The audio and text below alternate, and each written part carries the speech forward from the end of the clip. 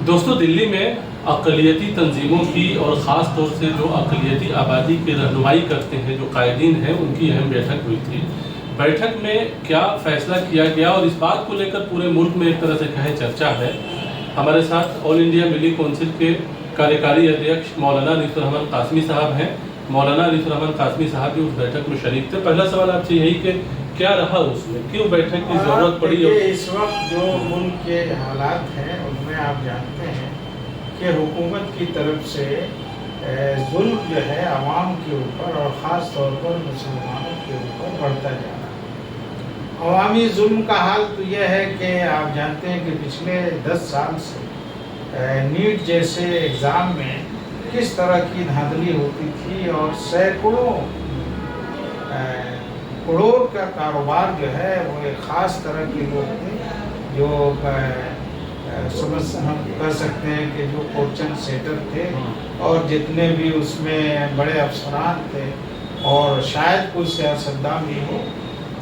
وہ ملوث تھے، اور یہ کام جو ہے 10 سال سے چل رہا تھا،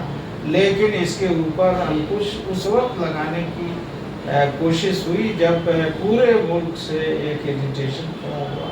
اور ہمارے نوجوانوں نے، طلباء نے یہ دھرنا دینا شروع کیا وہاں جنتا دے دی۔ اسی درمیان میں 24 اس ماہ کی 24 جولائی کو پورے ملک سے کچھ ہمارے مخلصین نے، جیسے سابق MP ادیب احمد صاحب، انہوں نے اور محمد ادیب صاحب نے اور دوسرے لوگوں نے یہ ارینج کیا۔ سارے ہی ملک کے لڑکوں نے اس میں حصہ لیا اور جس کے اچھے اثرات پیدا ہوئے۔ حکومت نے ان کی مانگوں کو تسلیم کیا، حالانکہ حکومت کو تو یہ کام 10 سال پہلے کرنا چاہیے تھا، جب وہ سمجھ رہی تھی کہ اس طرح کے دھندے جاری ہیں اور کروڑوں کا نہیں بلکہ سینکڑوں کروڑ کا اس میں کاروبار چل رہا ہے اور اس کی وجہ سے اچھے لڑکے جو ہے خودکشی کر رہے ہیں۔ تو سرکار تو اس طرف پہ دھیان کم دیتی ہے، اور میں کہوں کہ ہمارے ملک میں اس وقت جو طلباء کا اور لڑکوں کے پڑھنے والوں کے خودکشی کی بڑھتی ہوئی جو تعداد ہے وہ غیر معمولی ہے اور تشویشناک ہے۔ اور اس سے یہ پتہ چلتا ہے کہ صرف یہ کرپشن جو ہے نیٹی میں نہیں ہے، بلکہ ایجوکیشن کے بہت سارے ڈپارٹمنٹ میں ہے، بلکہ ہم کہہ سکتے ہیں کہ اسکول سے لے کر جو ہے اعلیٰ تعلیم کے اداروں میں یہ کرپشن ہوتا ہے۔ ورنہ کسی کا اپنی جان لے لینا وہ اس بات کو بتا رہا ہے کہ آپ کے یہاں جو سماج میں یا سسٹم میں جو خرابی ہے آپ اس کو دور نہیں کریں۔ یہی حال مسلمانوں کا ہم دیکھتے ہیں۔ آپ لوگوں نے اس بیٹھک میں مسلم کمیونٹی اس لیے کہ بھئی طلباء میں تو سب ہیں نا، مسلمان بھی ہیں، غیر مسلم بھی ہیں۔ اسی طرح ہم لوگوں نے اس پر چرچا کی کہ بھئی مختلف اسٹیٹ میں، خاص طور پر آسام میں، بنگال میں، مدھیہ پردیش میں، راجستھان میں اور کچھ دوسرے اسٹیٹ میں، گجرات میں چن کر صرف مسلمانوں کو نشانہ بنایا جا رہا ہے،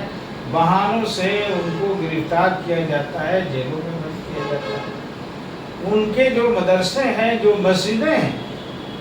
یہ ایک نیا جو ہے یہ ٹرینڈ چل گیا ہے موجودہ حکومت کے، خاص طور پر جو BJP کی سرکاریں جہاں جہاں ہیں، کہ مسجدوں کو وہ نشانہ بناتی ہیں بہانے لگا کر کہ آپ ان کے پاس جو نقشے میں کمی ہے، حالانکہ وہ 50 سال پہلے کی بنی ہوئی مسجد ہے۔ آپ اگر نیا قانون بنائے ہوئے ہیں تو آپ نئے سرے سے اس کو نوٹس کیجیے۔ تو مطلب جو آپ لوگوں نے میٹنگ کی، کافی سارے لوگ جو ہے، جو بھی ایک طرح سے کہا جائے جو کہیں نہ کہیں رہنمائی کرتے ہیں سوسائٹی کی، وہ شریک تھے اس پروگرام میں۔ تو اس پروگرام کے ذریعے میسج کیا دینا ہے سماج کو؟ میسج دینا یہ ہے کہ ہمیں جو بھی اس جمہوریت میں جو ہمیں آواز اٹھانے کی جو طاقت ملی ہے، اس میں تمام ہی طبقے کو لے کر، جس میں صرف مسلمان نہیں رہے بلکہ تمام ہی مسلم، غیر مسلم جو بھی ہیں، کسی بھی مذہب اور جاتی کے سیاسی، غیر سیاسی لوگوں کو شامل کر کے ہمیں اس ظلم کے خلاف آواز اٹھاتے رہنی ہے۔ اور ہمیں اسی دوران یہ خوشی ہوئی، جیسا کہ کہ ہم لوگوں نے اس دھرنے کی تائید کی تھی، جس نے کم سے کم یہ 5 حصے جو ہے جو بڑے پیمانے پر ظلم ہو رہا تھا، اور دھرنے کے نام پر پھر جو ہے گرفتاریوں کا ایک نیا سلسلہ شروع ہوا تھا، اس پر روک لگی ہے۔ یہ ایک بات ہے۔ تو اب جو ہے آنے والے وقت میں مسلم کمیونٹی کے لیے اس بیٹھک کے بعد کیا کچھ نکل کر سامنے آئے گا کہ کس راستے پر دیکھیے، یہ جمہوریت میں آواز اٹھانا، دھرنے دینا، ایجیٹیشن کرنا، اور وہ بھی قانون کے دائرے میں رکھ کر یہی کرنا ہوگا، اس لیے کہ یہ بات محسوس ہو گئی کہ موجودہ حکومت ظلم کے وہ تمام طریقے اختیار کرنا چاہتی ہے جو اس کے سمجھ میں آتا ہے۔ وہ انصاف کرنے کے لیے نہیں بیٹھی ہوئی ہے، بلکہ ظلم کرنے کے لیے، اور جب تک ایجیٹیشن نہیں ہوتا ہے وہ ظلم کو نہیں چھوڑتی ہے۔ اس لیے یہ ضروری ہو گیا ہے کہ جو دستور میں، ہمارے قانون میں آواز اٹھانے کا جو حق دیا ہے، اور وہ طریقہ جو گاندھی جی کی تھا،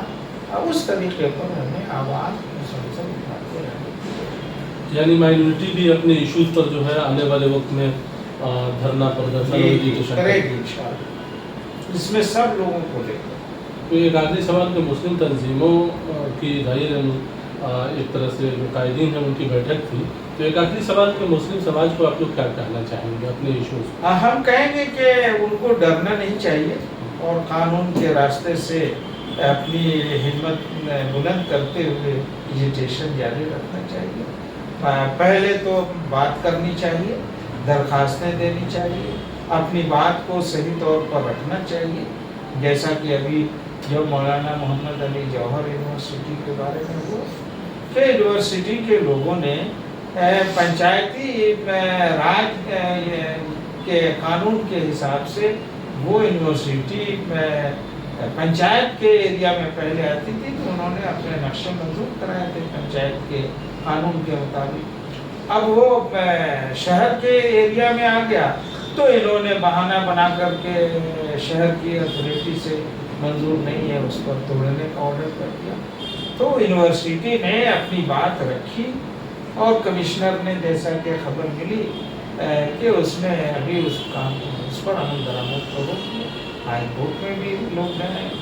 تو یہ جو طریقہ ہے، اور دھرنا بھی وہاں کے طلباء نے اور وہاں کے لوگوں نے دیا، تو یہ تینوں طریقے ہمیں اختیار کرنے ہوں گے، تبھی ظلم ہوتی ہے۔ بہت شکریہ ہم سے بات کرنے کا۔ تو یہ تھے مولانا نثار احمد قاسمی صاحب، ان کا کہنا ہے کہ مشکلیں اگر راستے میں آتی ہے تو ظاہر ہے اس کا حل کہیں نہ کہیں جدوجہد میں چھپا ہے، اور لوگوں کو سنگھرش کرنا چاہیے، ایجیٹیشن کرنا چاہیے، ڈرنا نہیں چاہیے۔ بہرحال اس پروگرام میں اتنا ہی، ہمیں دیجیے اجازت، شکریہ۔